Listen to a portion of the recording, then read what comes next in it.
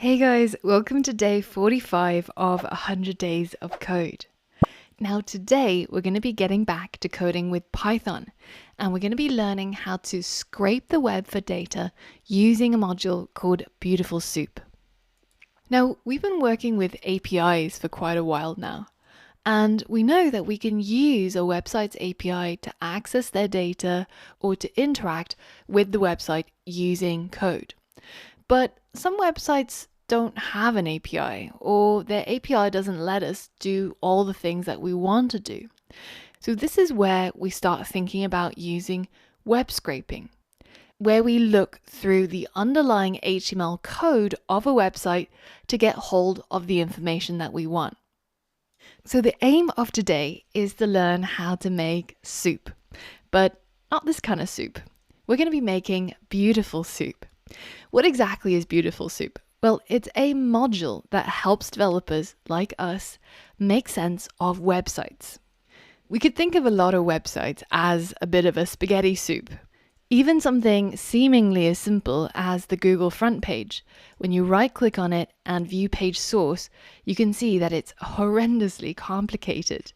And if you wanted to make sense of this web page and pull out the relevant parts of the data, then you'll need an HTML parser like Beautiful Soup so that you can find and pull out the HTML elements that you're interested in from this soup of jumbled HTML code.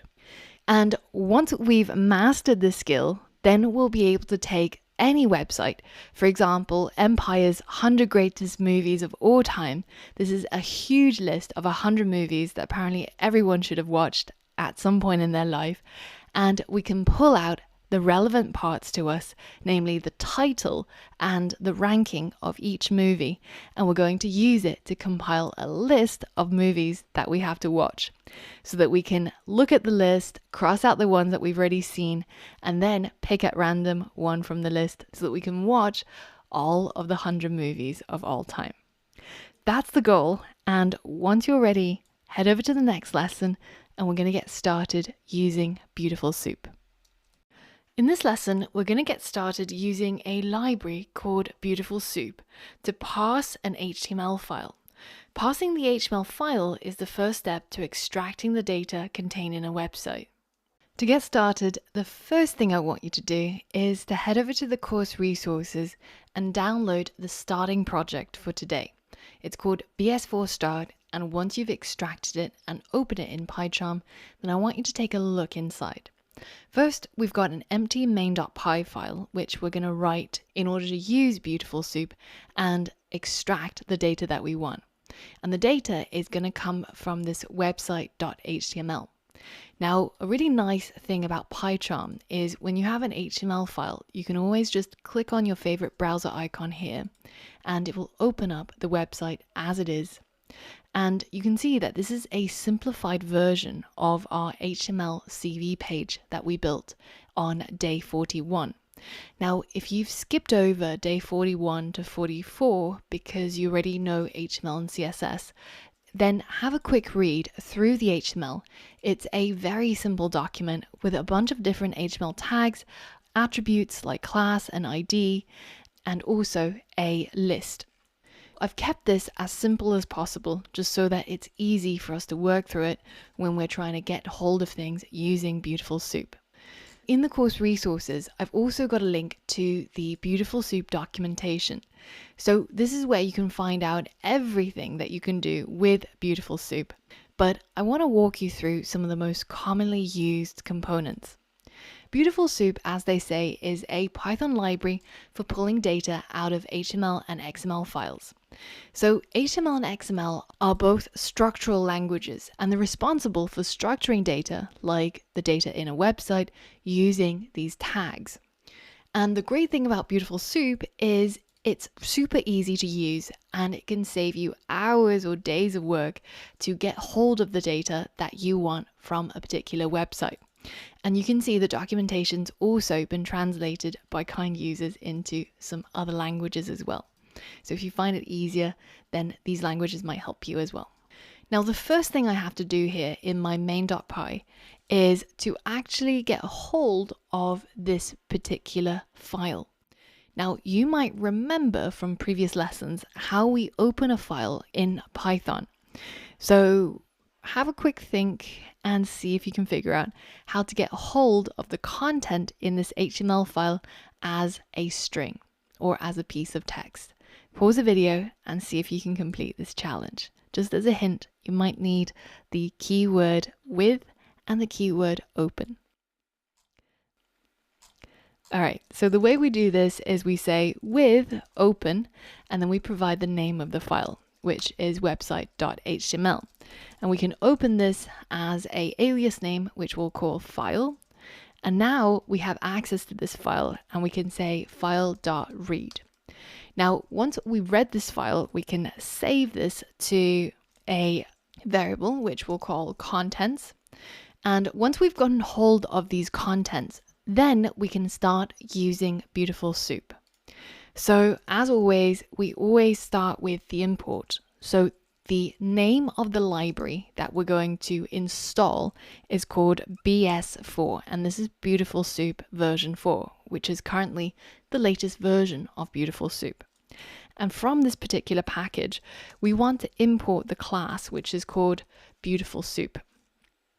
Now, if you downloaded this project from the course resources, you should see that there's no errors underlining this line because BS4 has already been installed.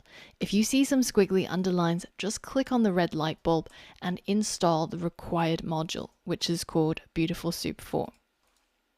Now, once we've got hold of our Beautiful Soup class, then we're ready to make soup. In order to make soup, we use our Beautiful Soup class and we create a new object from that class and we pass in a string. So this is the markup, and that's the same M that you find in HTML and XML. It's the hypertext markup language and the extensible markup language. So the markup refers to basically all of this. We've already gotten hold of it through this contents, so let's go ahead and pass that in. So now that we've specified what it is we want to use to create our soup, the next thing we have to provide is the parser. This is going to help the Beautiful Soup module understand what language this particular content is structured in. As they mentioned, it can parse HTML and XML, so we have to tell it what particular type of document we've got. And the easiest way is just to use the Python HTML parser.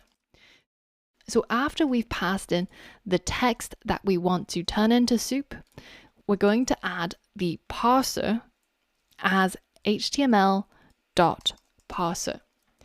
And this is going to help Beautiful Soup understand these contents. Now, depending on the website that you're working with, occasionally you might need to use the LXML's parser.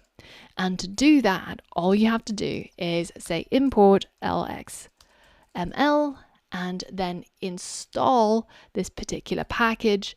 And here in a string, instead of using HTML parser, you can use LXML. And this is basically just a different way of parsing or understanding the content that you're passing to Beautiful Soup. And I found that with certain websites, the HTML.parser might not work and you might get an error that tells you something about your parser not working. So then you might consider using LXML instead. So this one line of code basically completes our parsing. And this soup is now an object that allows us to tap into various parts of the website, but using Python code. For example, if I wanted this title tag out of this whole website, all I have to do is say soup.title. And now if I print this soup.title, you can see that we'll get the title tag being printed out in its entirety. Once Beautiful Soup has made sense of this website by parsing the HTML, we can now tap into that object, which is the HTML code, as if it were a Python object. So we can tap into the title, but we can dig even deeper. instead of just tapping into the title, we can also get hold of other things like the title.name. And this is going to give us the name of that particular title tag. So remember, this gave us the title tag, so all of this, and this next stage, drilling even deeper into the name of this tag, you'll see that it gives us title. So the name of this title tag is called title, and we can also get hold of the string which is contained in the title tag by simply using .title.string. And you can see this is the actual string that's inside that title tag. If we think about it, this entire soup object now represents our HTML code. So I can also actually just print out the entire soup object. And you can see that this is basically just our HTML. And if you want to, there's even a method called prettify, which will indent your soup HTML code. So now compare this, where everything's all on one line, with this prettified version where everything's all indented properly and easier to read. In addition to getting the title tag, we can also get hold of, for example, the A tag. So this is going to give us the first anchor tag that it finds in our website, which happens to be this one right here. And we can swap that with maybe the first LI or the first paragraph. Essentially, what we're doing with Beautiful Soup is we're just drilling down into this HTML file, finding the HTML tags that we're interested in, and then getting hold of the either name of the tag or the actual text of the tag. But what if we wanted all of the paragraphs or all of the anchor tags in our website? How would we do that? In the next lesson, we're going to dive deeper into searching through websites for all of the components that we're looking for. For example, all of the P tags or all of the anchor tags. And we're going to see how we can refine our search and specify exactly what it is that we want. So for all of that and more, I'll see you on the next lesson. Now, there's two things you'll notice here. One is we're only getting hold of the first, for example, P tag or A tag, but we're not getting hold of any of the other ones. So what if we want to get all of the anchor tags or all of the paragraphs in our website? Well, then we can use a function that comes with Beautiful Soup called find all. This is probably one of the most commonly used methods when it comes to Beautiful Soup. And here we can search by a bunch of things. We could search by name. So we can say find all of the tags where the tag name is equal to A. So this is going to give us all of the anchor tags. And if I print that, you can see that it gives us a list and it gives us all three of the links that exists in our website. And if I change this to P, for example, then it'll find all of the paragraphs, and we can change this to basically any of the tag names in our website. Now, what if we wanted to drill a little bit deeper? We've got a list of all the anchor tags, but what if I only wanted the text in that anchor tag? So I just wanted this part. Well, how would I get hold of all of them? Well, firstly, we would probably need a for loop. So we could say for tag in all anchor tags, and we can loop through all of those anchor tags and use a method called tag.getText. And now if I go ahead and print this, you can see that it's basically going to print out all three of the text that is in all three of the anchor tags that it found. Now, what if I didn't want to get the text, but instead I wanted to get hold of the actual href, so the link, right? So let's print our all anchor tags again. And you can see that there is an attribute called href, which stores the actual link that the tag goes to. So very often you'll want to isolate that link. So how would you do that? Well, you can tap into each of the tags and you can use another method called get. And here you can get the value of any of the attributes. So if I pass an href here and I print this, then it's going to give me all of the links and it's not going to give me anything else. It's basically just stripped out the link, which is what I'm interested in. Similarly, when we use find all, we can also find things by their attribute. So at the moment we're searching by the tag name, but we can also get hold of things by the attribute name. For example, if I wanted to get hold of this item, I can of course search for an H1, but what if I had lots of H1s? Well, then I could isolate it by this ID. So I could say soup.findAll, which will give me a list of all of the items that match the search query. Or I can use the find method to only find the first item that matches the query.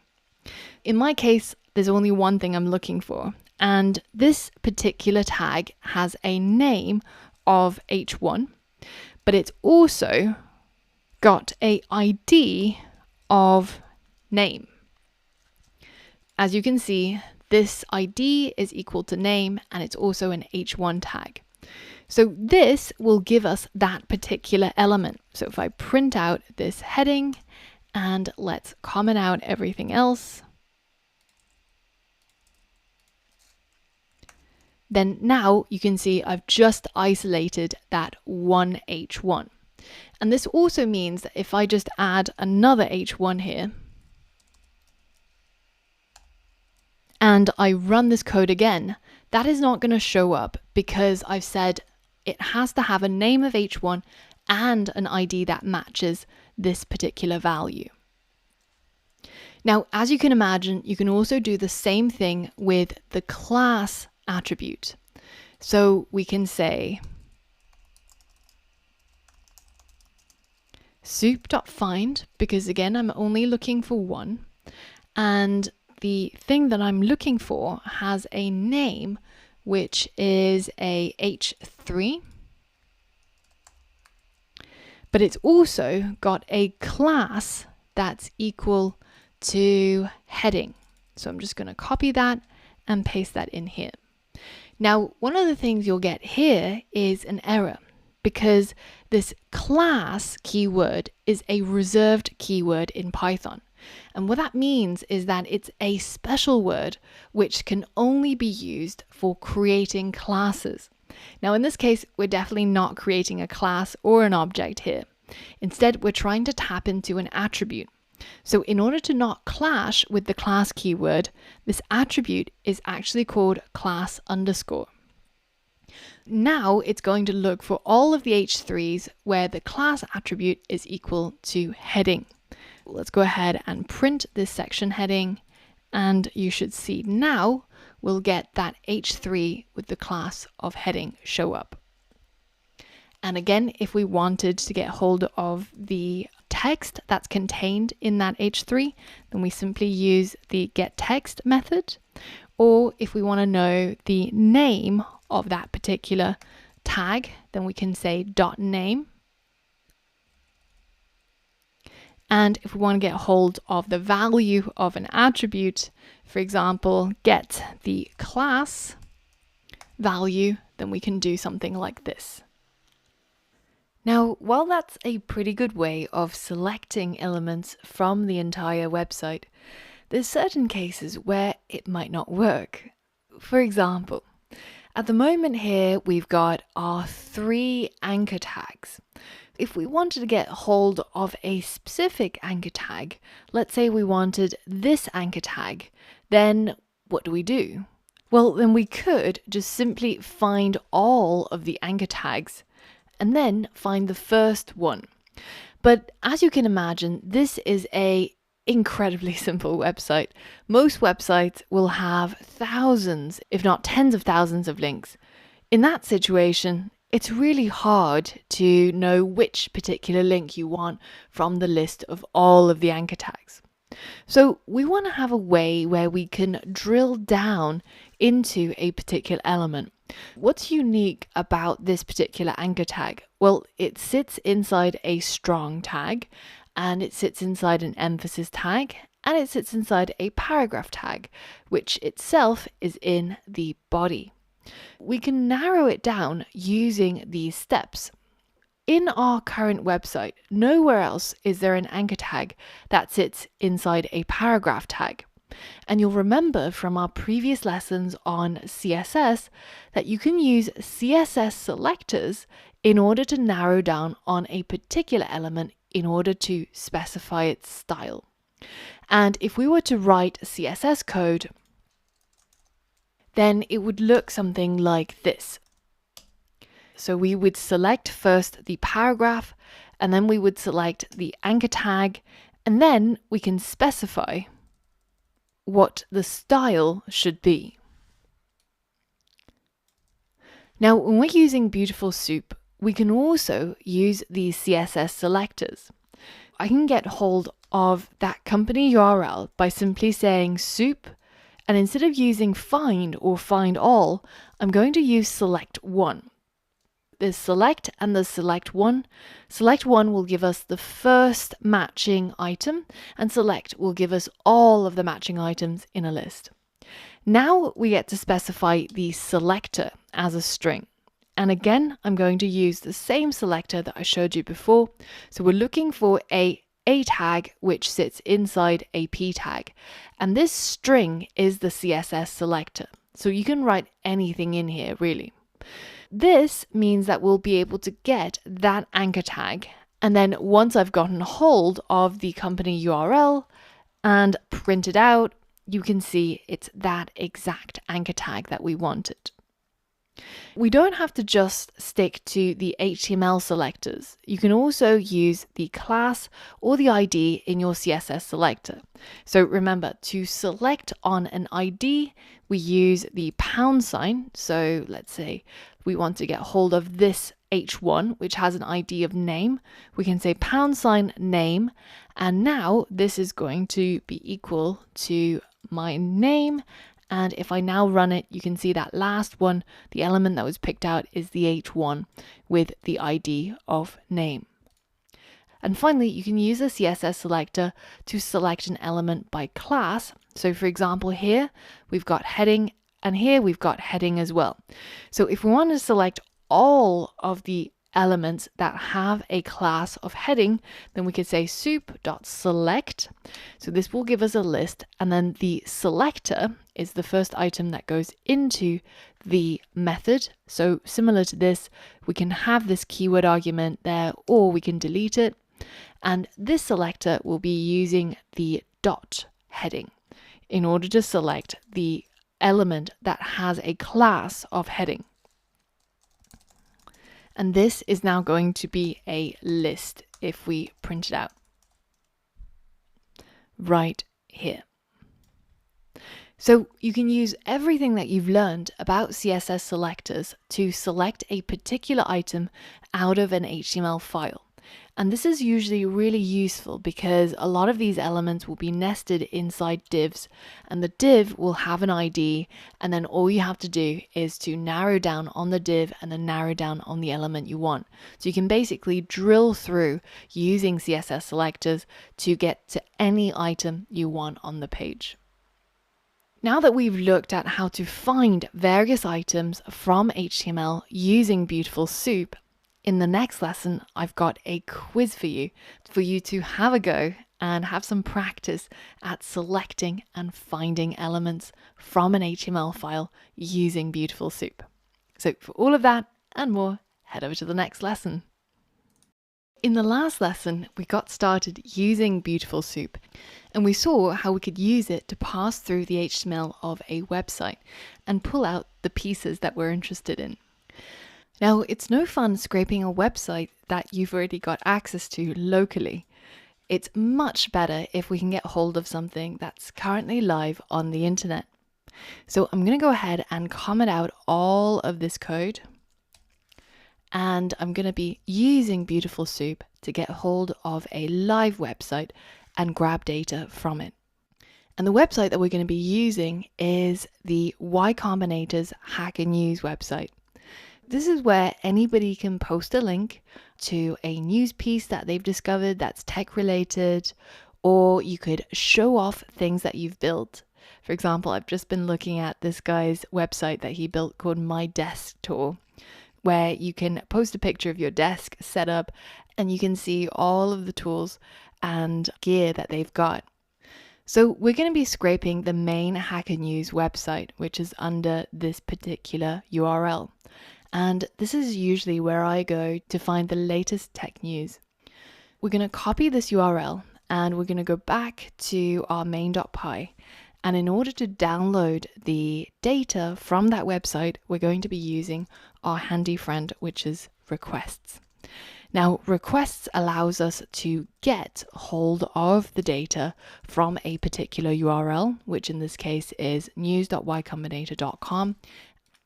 And once we've made that request, then we can save the data that we get back in a response variable. And once we've got the response, we can actually print out the text of the response. And this is basically equivalent to what we did when we opened up our HTML file and we read the file contents, the text of the file. So now if I go ahead and run this, then you can see that it's going to print out loads of stuff. But this is basically the code that represents this particular page. So in fact, if you right click and click view page source, you'll see that this is exactly the same HTML code that we're getting back over here. So we don't actually want all of this jumbled mess.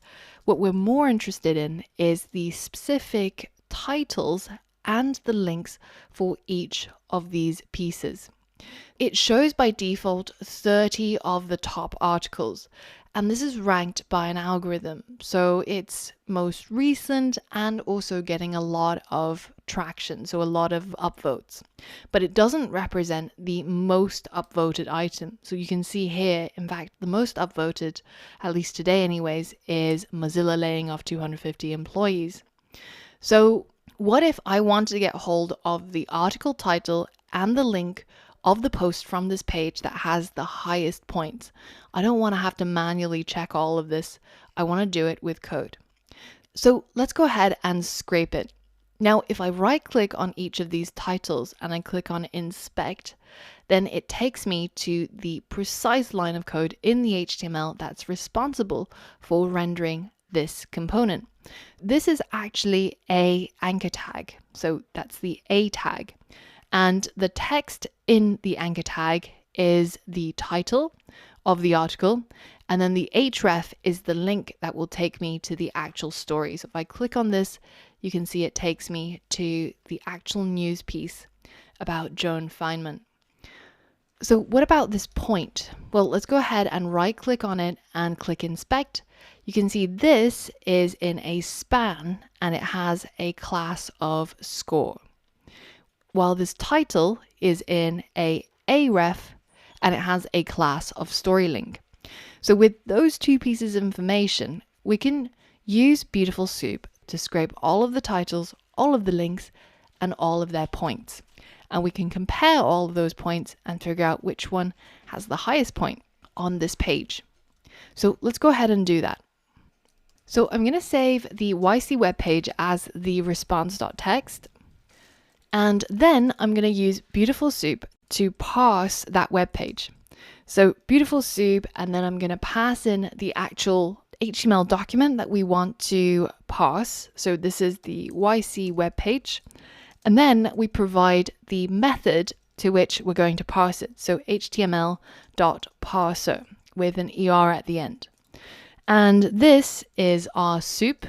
Once we've created our soup, the next step is actually to dig in the soup and find the parts that we want. So for example, if I want to get a hold of the title of all of that, then I can just say print soup.title. And now you'll see it gives me the title, which is Hacker News. And that's the same as what you see here in the tab bar. Now, what if I didn't want the title? What if I actually wanted to get hold of this text here, the title of each of these articles? See if you can figure out how to get hold of this text and print it out in your code. Remember, it has a class that's story link and it's an anchor tag. Pause the video and see if you can get this title. So yours might be different from what I've got on screen, of course. It depends on what's showing up on Hacker News on the day you're doing this. But get the title of the first article printed out using Beautiful Soup. All right, what we want to do is we want to use find. So we're going to find the first instance from this web page where the actual name of the tag is equal to A, so that's an anchor tag. And then the class is equal to the story link. So I'm just going to copy that and paste it in. Remember that in order to not clash with the reserved class keyword, we have to add a underscore afterwards. Now this should be our article tag. And if we go ahead and print it, then you can see that we get this exact anchor tag. But if we want to get hold of the text that's actually in the anchor tag, then we have to go one step further and call the getText method. That's also from Beautiful Soup. So now when I run that, you can see I only get the actual text of the article. Let's work on some of the other pieces. So this is the article text. And then if we want to get hold of the article link and the article upvote, see if you can figure out how to complete these two parts as well. So we want the HTML link that is, of course, all of this, HTTP, etc. And then we also want to get hold of the upvote, which is this little number right here.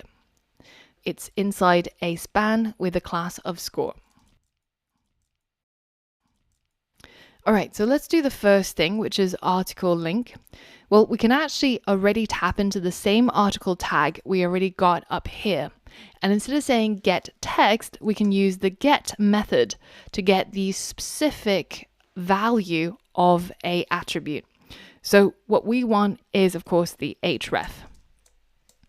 And then the article upvote, we'll have to tap into our soup and find the tag with a name that is span, because this is what we're looking for, and has a class of score. Like this. Finding this particular tag is not enough. This actually just gets us the tag. If we want to go further and we actually want to get the text that's inside that span, which is of course the 19 points, then we have to dig one step deeper and call the getText method like this. Now, if I go ahead and print out the article text and the article link, and also finally the article upvote, then you can see I get all three pieces of data that I'm interested in. Now, instead of getting the first occurrence, I want to get all of the ones that are on this page, so all 30 results. Now, in order to do that, I have to change the find to find all, both here and here. This way we get a list of all of the articles, and I'll get a list of all of the article upvotes. So now it's going to be a little bit different. In order to get all of the text and all of the link, then I have to use a for loop. So I'll say for article tag in articles. So articles is of course this list where we find all of the anchor tags with a class of story link. And then I'm going to loop through each one of those, and for each of the tags I'm going to get the text and also get the href. I'm going to create two new lists, article text and article links. And then I'm going to save each of the new articles into those lists.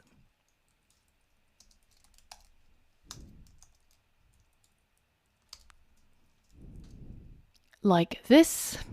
And in fact, we could probably simplify this a little bit by refactoring and renaming the article text, so the singular version, into just text, and the article link to just the link.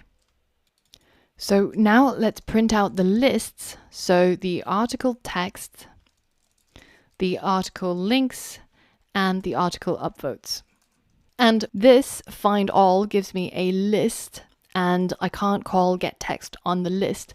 So I'll also need to create a new list.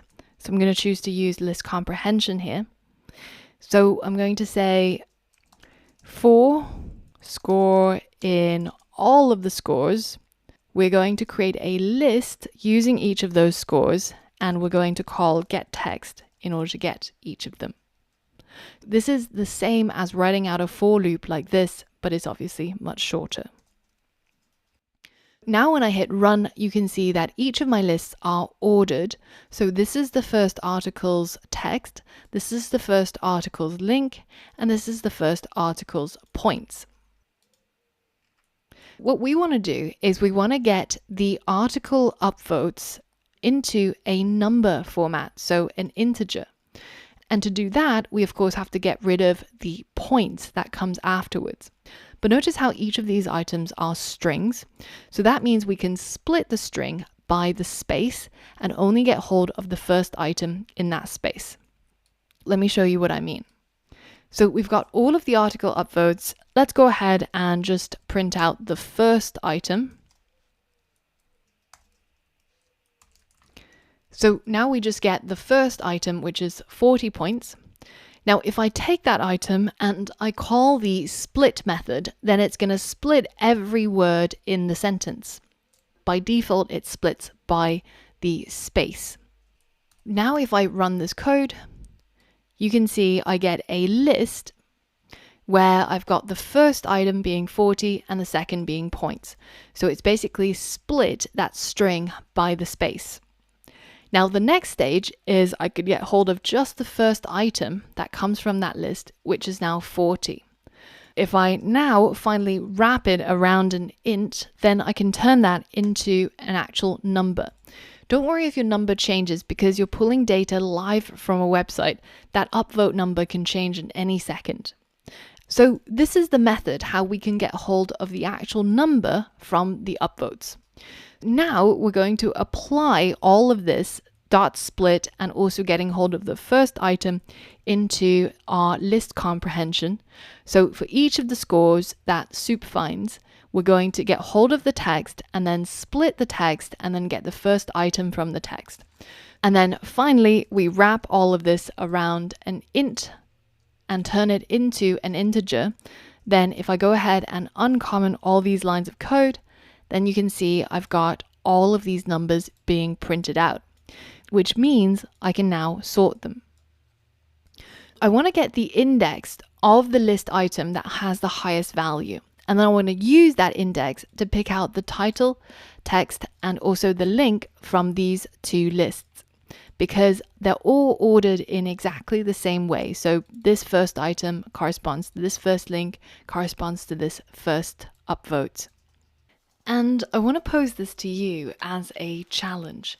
Can you print out the title and link for the Hacker News story with the highest number of upvotes?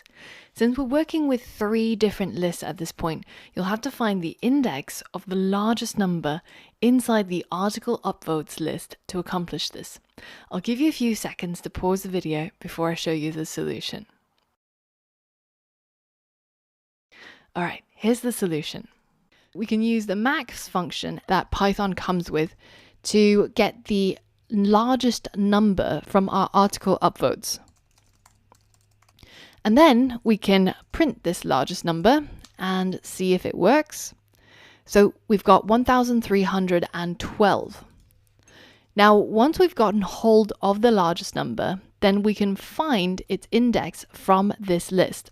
So we can say article upvotes dot index, and then we find the index of this largest number.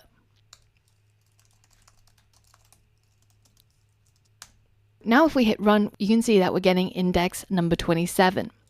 So instead of just printing out that index, we can print instead the article texts with that index, so passing in the largest index, and also the article links and passing in the same index. So now if I hit run, you can see that the most popular article at the moment on this page has this title text and this particular link. Of course, for you it'll be different because it depends on what's currently showing up on Hacker News. But if I refresh this page, you can see that this article with 1,313 points is, of course, the most popular article, and it is the one that's about Mozilla. You can imagine a use case for this where every day we scrape all the data on Y Combinator and then we send ourselves through a text message or through an email the most upvoted title and article so that we can just look at that one thing.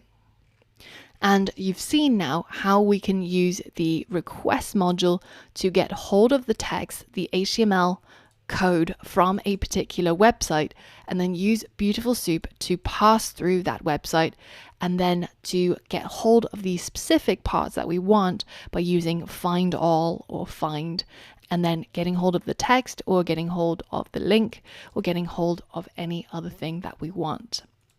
So now that we've seen how we can do web scraping using Beautiful Soup, in the next lesson, I want to talk a little bit about the ethics of scraping websites and when to do it and what you can use the data you get from this for.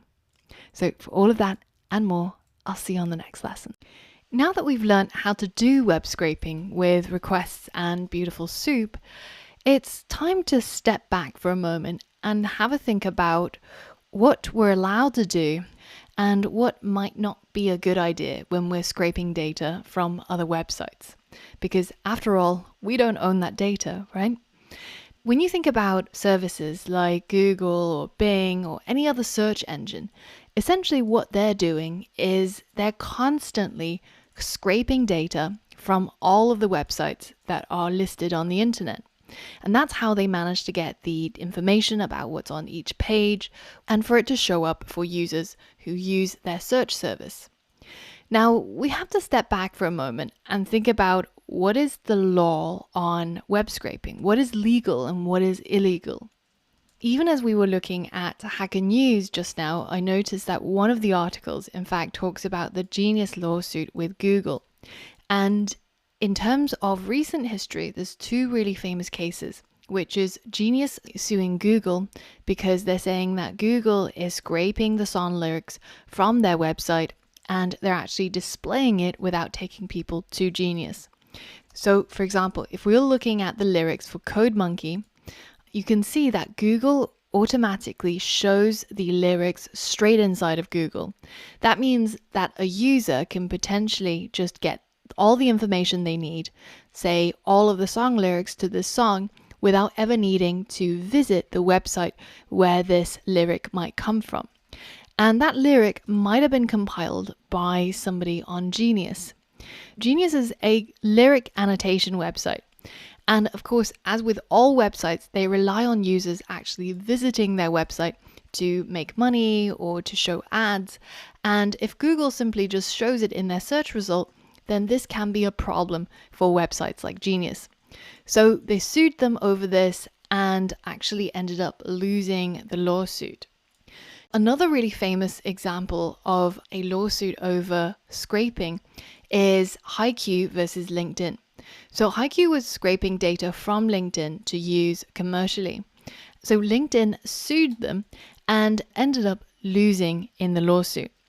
Based on these lawsuits, we have a little bit of a better idea of what is legal when it comes to web scraping and what is not legal. The law actually seems to favor web scraping in the sense that you're allowed to scrape a website's data as long as you think about a couple of things. A lot of people have been writing about web scraping being legal based on the LinkedIn versus HiQ case. But the important thing to remember is that this is not a blanket sort of you can do whatever you want scraping any website's data. It only means that data that is publicly available and not copyrighted is probably legal for companies to scrape. Now, if you're using this data privately, like we are creating some sort of service for ourselves, then it doesn't really matter. You're just a user. The difficulty comes when you're trying to commercialize that data, when you set up a business and your business kind of involves somebody else's data. That is a bit of a gray area. Now, the things that we definitely know are that you can't commercialize copyrighted content. So if you scrape data from YouTube and you scraped the video data, you can't just use that video on your own website. That's still not allowed because that video is copyrighted and it's created by a YouTube user and the copyright belongs to that user, not to you. So this is still illegal. This might also apply to other things like a Medium blog post that somebody else wrote or a piece of music that's being hosted on Spotify. So copyrighted content you can't commercialize. The second thing is that you can't scrape data that's behind authentication. So if you have to log into Facebook in order to scrape the data, then that's pretty much illegal. And the reason for this is when you sign up as a user to any of these services like Facebook or Twitter or Instagram, there's a policy in there that you're agreeing to when you sign up that says, I agree to not use this data that I obtain on this website commercially. But the data that is not behind authentication, so any website that you can access as it is, they can't bind you to a policy because you haven't agreed to anything.